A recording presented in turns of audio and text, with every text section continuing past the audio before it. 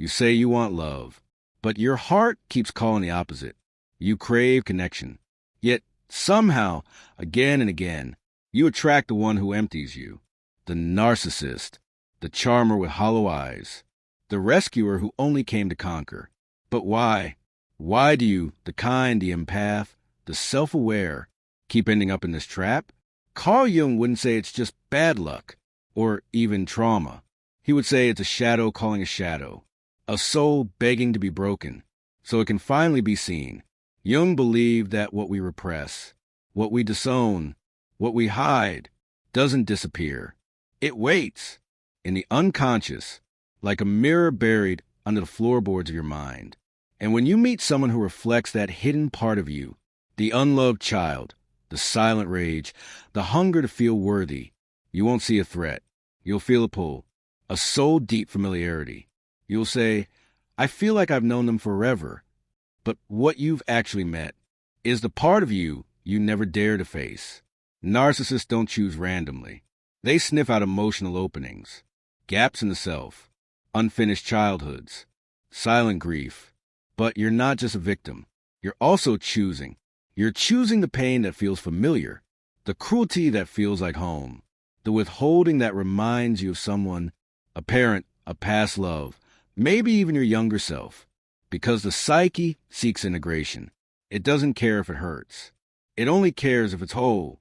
And if your wholeness was shattered by someone who never saw you, your unconscious will seek out that same blindness again and again, until you finally look at yourself. Maybe you were the child who was too quiet, too obedient, too good, not because you were born that way, but because you learned early. Love is earned. Needs are dangerous. Attention is unpredictable. So you shrank, and in your shrinking, you developed a strange, twisted magnetism, a magnetism that calls in those who see your light, but don't know how to hold it. They don't want to love you. They want to consume you, because they mistake your gentleness for weakness and your empathy for permission. This is a trap of the empath and the narcissist. One wants to heal. The other wants to feed. One gives endlessly. The other receives without end. But in truth, they are two sides of the same coin. Both are afraid to be alone with themselves. And so the cycle repeats, a dance of validation and void, of illusion and collapse, until someone wakes up, until someone breaks the mirror. Carl Jung said, until you make the unconscious conscious, it will direct your life, and you will call it fate. You think these relationships happen to you, but they're not fate. They're reflection. The narcissist mirrors what you hate in others, but secretly carry inside. Your need to be adored, your hunger to control, your terror of abandonment, your own narcissism repressed, but alive.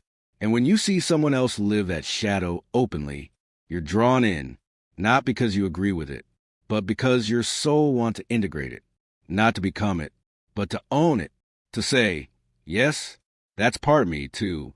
And now I choose something different. Healing isn't about blaming them. It's about recognizing yourself. The narcissists played their part. They exposed your wounds. They mirrored your blind spots. They tested your boundaries and found you had none. But now you know. Now you see. And sight is power. You were not stupid. You were not naive. You were searching. And that search brought you pain. But it also brought you here, to the beginning of something else. Jung called this individuation, the process of becoming whole. It starts with a wound. It deepens with awareness. And it transforms when you stop needing others to complete what you abandoned in yourself. You don't attract narcissists because you're broken. You attract them because your soul is trying to heal. And healing doesn't begin with avoidance. It begins with a mirror and the courage to look. This time, don't rescue them. Don't lose yourself trying to be enough. You already are. This time, rescue you. You think it's love. But sometimes, it's just two masks meeting in the dark. Carl Jung believed we don't fall for people. We fall for archetypes, patterns, symbols, psychic forces shaped by our inner landscape. When you meet someone who awakens something deep in you, it's not just chemistry. It's recognition. And the danger is sometimes the part of you doing the recognizing is the part that hasn't healed. Jung called it the Anima and Animus. The Anima, the feminine energy inside every man. The Animus, the masculine energy within every woman. When unintegrated, these inner figures distort your reality. You project onto others what you're missing within. You fall in love not with who they are, but with what they represent to your unconscious. And when your animus is wounded, you may be drawn to dominance masked as confidence, to coldness disguised as strength, to control mistaken for protection. It feels like passion, but it's just your psyche trying to find its lost half in someone who can't give it.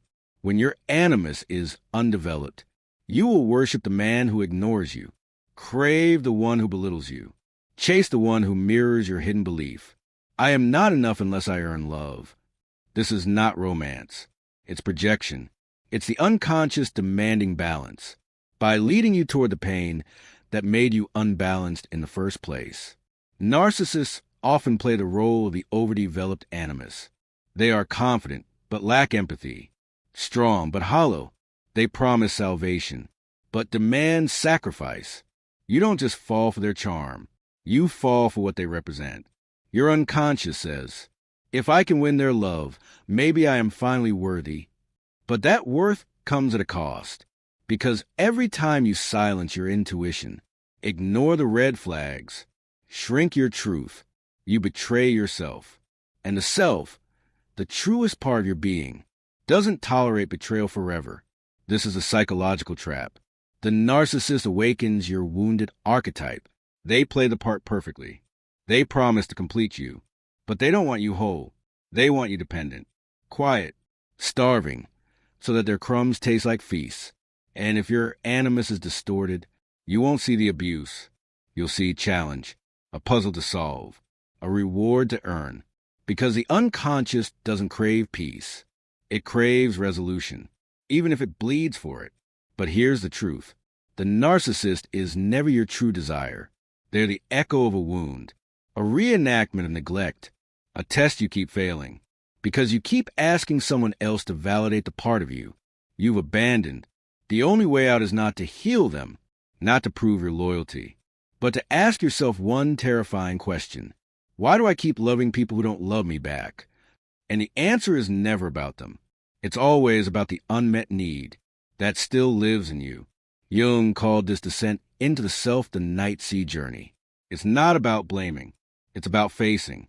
Facing the father who never showed up, the mother who withdrew her love, the culture that taught you to abandon your needs, the church, the teacher, the partner who said, you're only valuable when you're silent.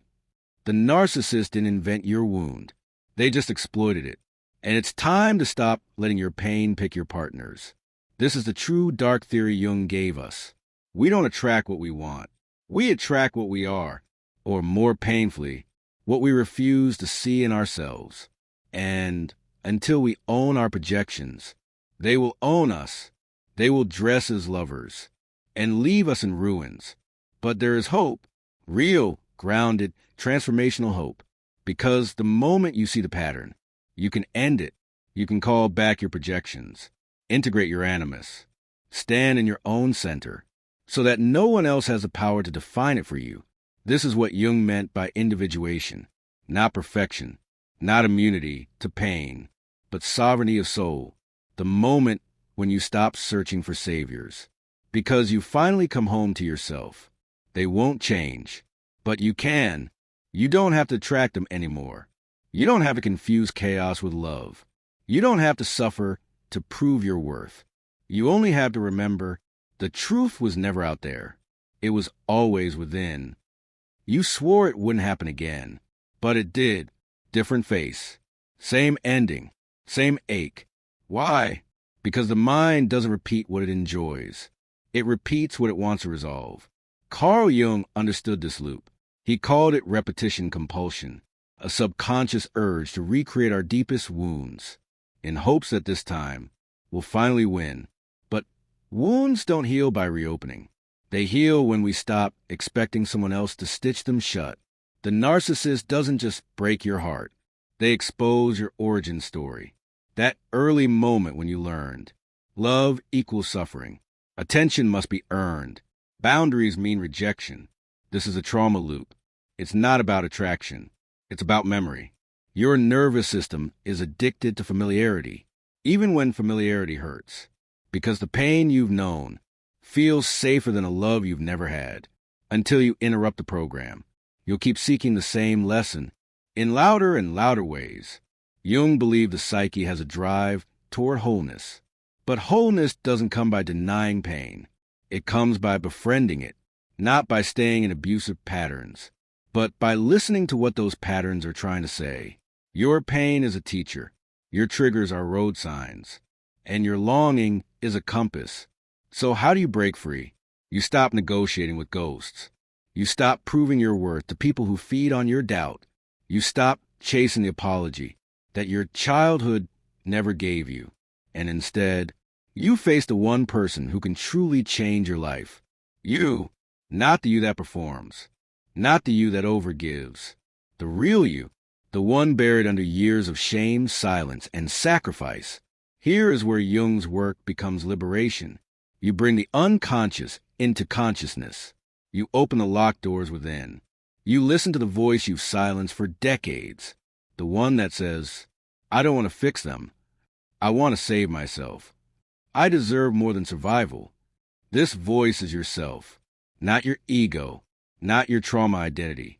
Yourself, the core of who you are beneath the masks, and it's been waiting for you to come home. The narcissist isn't your destiny. They were just your mirror, but now the mirror cracks, and through it, you glimpse someone else, the inner child, the one who wanted to be seen, the one who learned to dim their light, the one who was blamed, shamed, or ignored. Your healing doesn't begin when you date someone new. It begins when you stop abandoning this child inside you. Hold them, hear them, honor their rage, their grief, their dreams. Because when you rescue the child within, you stop begging broken people to rescue the adult you become.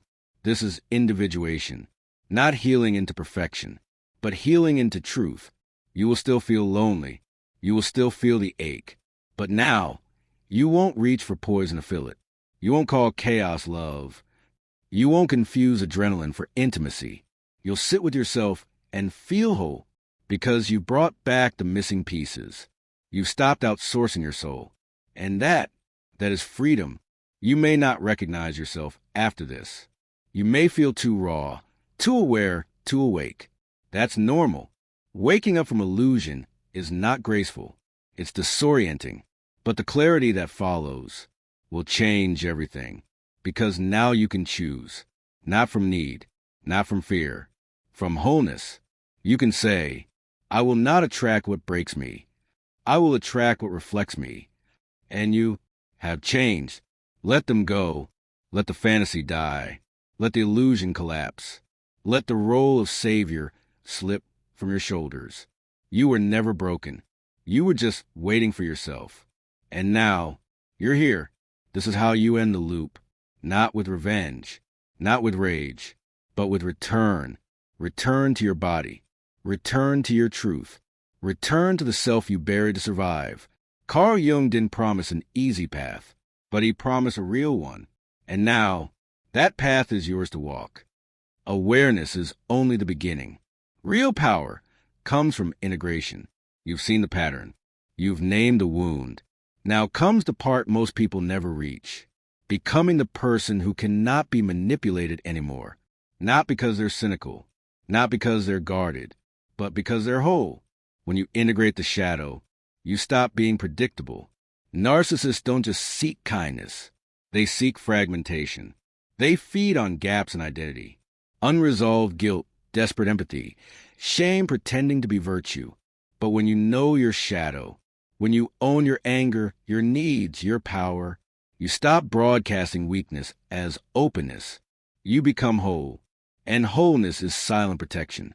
This is emotional sovereignty. The ability to feel deeply without needing to be rescued. To love fully without losing yourself.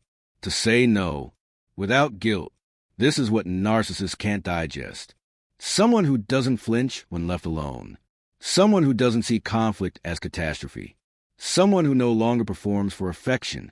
You were never too sensitive. You were unprotected. But now, you carry your own armor, not made of stone, but of clarity. Your boundaries are your sacred language. They say, I will not trade truth for peace. I will not accept breadcrumbs when I carry the whole loaf. I will not rescue those who sink me. This isn't bitterness. It's balance. And balance is power. Now, the world may still test you. Manipulators may still try to knock. But your frequency has changed. You no longer answer doors for ghosts. You no longer mistake intensity for love. You no longer shrink to fit someone else's hunger. Because you've remembered, you are not a healer for the broken. You are a guardian of your own soul. Power isn't loud. It's not revenge. It's not shaming those who hurt you. Power is stillness. Choice. The sacred ability to walk away without needing to explain. You don't owe closure to chaos. You don't owe softness to harm. You only owe yourself truth. And the life you were born to live before the world told you to dim it. This is the final stage, Jung, called individuation. Not the end of pain, but the beginning of conscious choice. No longer a puppet of the unconscious. No longer magnetized to mirrors. Now, a mirror unto yourself. The narcissist may still knock, but now you'll see it instantly, not with judgment, but with wisdom. You will say, that was my old language. I no longer speak it. Forgive yourself for every time you stayed, for every time you mistook manipulation for meaning. You weren't weak. You were surviving. But now, you are choosing. And that's where everything changes. You don't attract what you want. You attract what you are. And now, you are clear. You are sovereign. You are home. Let the pattern die here. You are not broken. You never were. You were just taught to love from your wounds. Now, you will love from your truth. And from that place, they can no longer touch you. If this journey touched something in you, if you saw yourself between these words, then you're not alone. This is the work of awakening. And every soul brave enough to face their shadow deserves to be reminded, you're not here to be consumed. You're here to become whole. If this spoke to your pain or your healing, please take a moment to like this video. Share it with someone who needs it and subscribe for more paths into the depth of the human soul. We don't run from the darkness here. We walk through it together. Until next time, stay conscious, stay sovereign, and stay whole.